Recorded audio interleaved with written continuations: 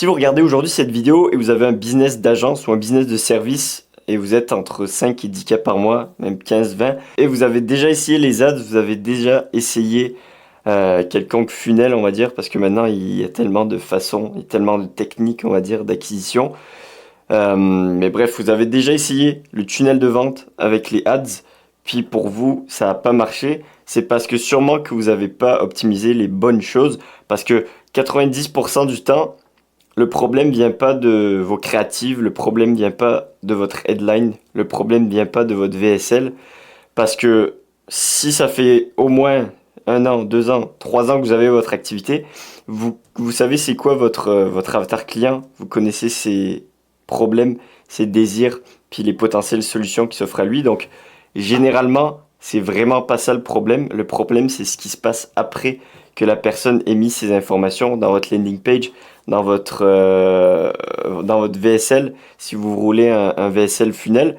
Donc, c'est ça aujourd'hui qu'on va parler dans cette vidéo, c'est comment optimiser le post-opt-in. Donc, qu'est-ce qui se passe après que la personne ait mis ses informations? Parce que dans 90% du temps, c'est vraiment pas ça le problème. C'est pas les créatifs, c'est pas les headlines, c'est pas les VSL. C'est vraiment qu'est-ce qui se passe après l'opt-in pour aller convertir des leads, réchauffer des leads, éduquer des leads. Donc aujourd'hui, on va parler de ça, on va parler des systèmes, puis comment automatiser le maximum de ces systèmes-là post-opt-in. Donc la plupart des business de services que j'ai vus qui roulaient des ads avec un funnel, que ce soit VSL funnel, lead magnet, n'importe quoi, où il faut que le prospect mette ses informations, ils ont zéro ou presque pas de système en post-opt-in. Donc ils attendent juste que les leads bookent des appels, puis ils prennent juste des appels avec les leads qui bookent des appels. Puis tous les autres gens qui ont mis leurs informations, mais qui n'ont jamais booké, ils sont pas contactés, ou ils sont contactés par un setter humain, il appelle une fois, puis après, il n'y a plus de tracking qui se passe. Donc, il faut vraiment que vous ayez une analyse de qu'est-ce qui se passe dans votre système,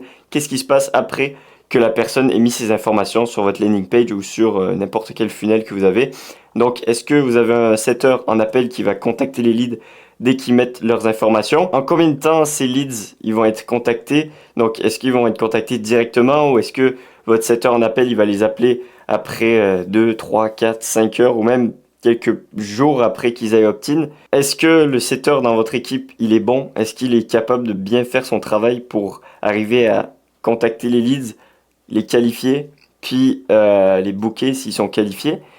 Puis, est-ce que vous faites confiance à vos systèmes de tracking ou à la responsabilité de votre setter de bien traquer ses leads dans un fichier Google ou dans n'importe quel logiciel de tracking que vous utilisez? Puis, est-ce que vous avez des séquences email en ce moment dans votre système post-opt-in? Donc ça, c'est les questions que vous devez vous poser si vous êtes en train de rouler des ads dans un funnel, que ce soit VSL encore une fois, lead magnet, n'importe quel type de funnel.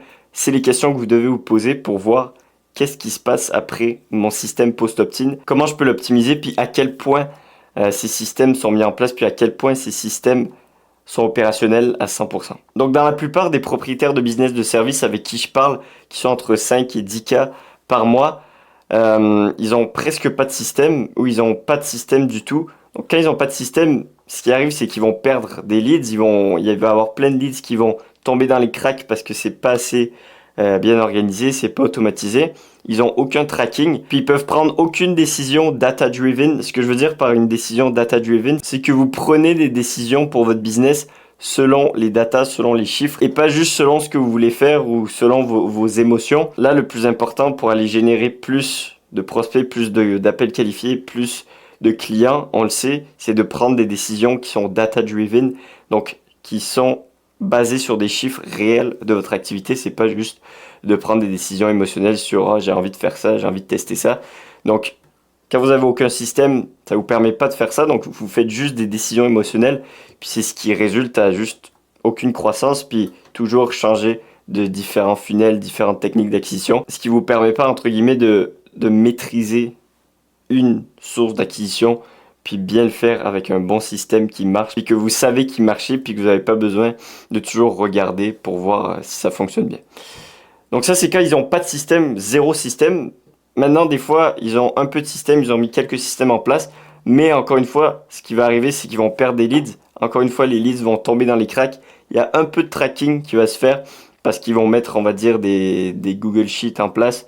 Mais encore une fois, il faut que le setter soit bien organisé puis soit sharp pour qu'il fasse à chaque jour, qu'il remplisse un formulaire, qu'il remplisse un dossier Google Sheet. Donc ça, c'est les genres de systèmes qui vont vous permettre de pouvoir prendre quelques décisions data-driven, mais encore une fois, il y aura juste un tout petit peu de tracking sur, on va dire, le nombre de conversations, le nombre d'appels effectués, le nombre de bookings. Mais encore une fois, ça ne sera pas 100% accurate parce que c'est un humain qui va remplir ces formulaires. Un humain, ça a des émotions. Un humain, c'est pas disponible 24 heures sur 24.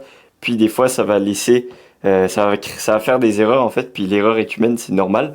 Mais ça va pas vous permettre, vous, en tant qu'entrepreneur, de pouvoir faire des décisions data-driven, puis avec des data qui sont vraiment claires, puis qui sont précises sur votre activité. Puis l'inconvénient aussi, quand vous avez ce genre de système qui compte juste à 100% sur les humains, c'est que vous dépendez des skills des humains, vous dépendez des humeurs des humains, vous dépendez de leur temps. Parce que on s'entend, je vais le redire encore une fois, mais les humains, on doit manger, on doit dormir, on a des émotions des fois.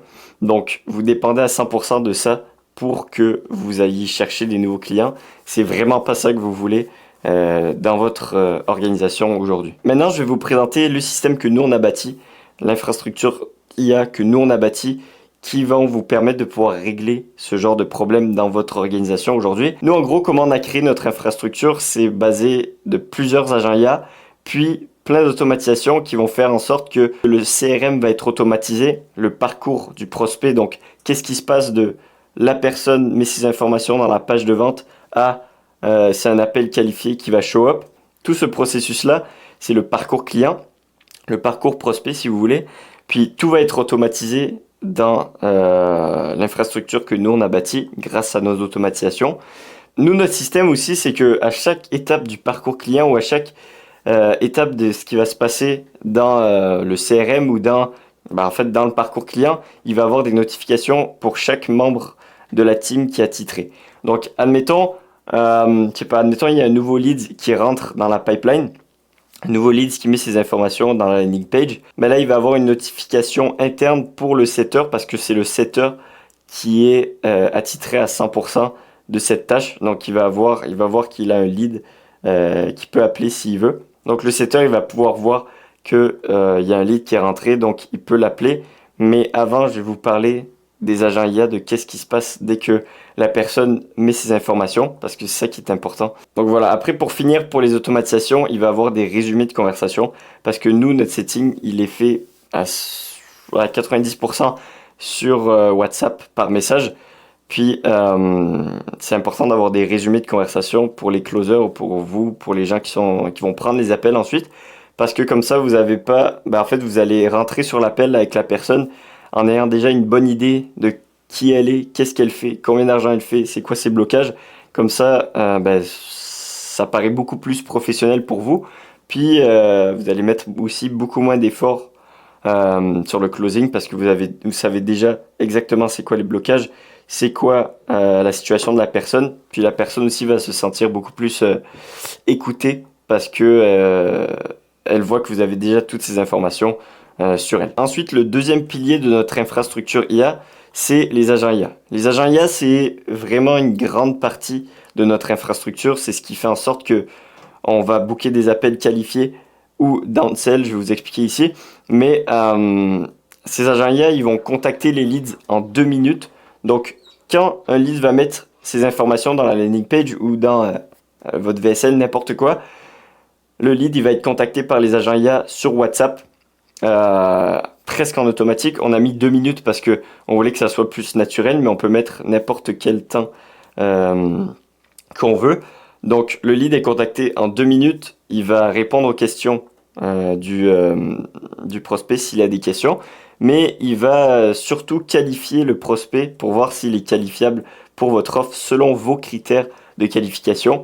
Donc admettons, je dis, je sais pas, il faut que moi, je travaille juste avec des business de services qui font entre 5 et 10K mensuels. On peut le mettre dans les critères de qualification.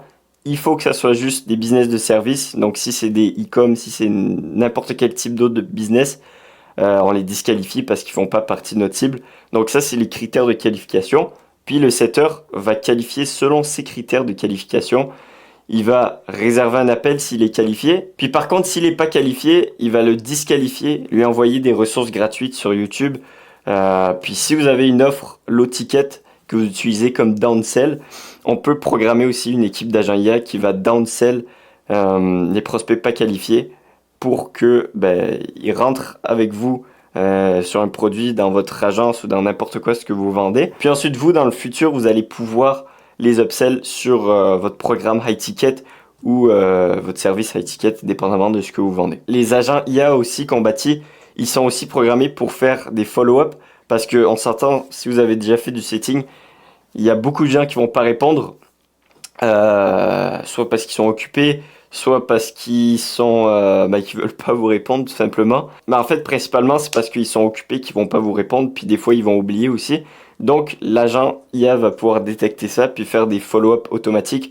On peut setup le nombre de séquences que vous voulez pour faire le follow-up. Donc ça vous permet de vous enlever de l'opérationnel, puis que vous n'avez pas besoin à toujours faire les follow-up manuellement, aller voir dans votre CRM qu'est-ce qui se passe, c'est qui que je dois follow-up, qui a booké un appel. Donc ça vous permet d'avoir aussi une troisième vue. Vous n'avez pas besoin de mettre l'effort du temps sur les follow-up, tout se fait littéralement en automatique, puis ça va vous booker des appels en automatique qualifiés dans votre agenda. Donc voilà, c'est tout pour cette vidéo. Encore une fois, nous, ce qu'on fait, c'est qu'on a bâti une infrastructure qui permet d'automatiser l'acquisition et l'onboarding des business de services high ticket.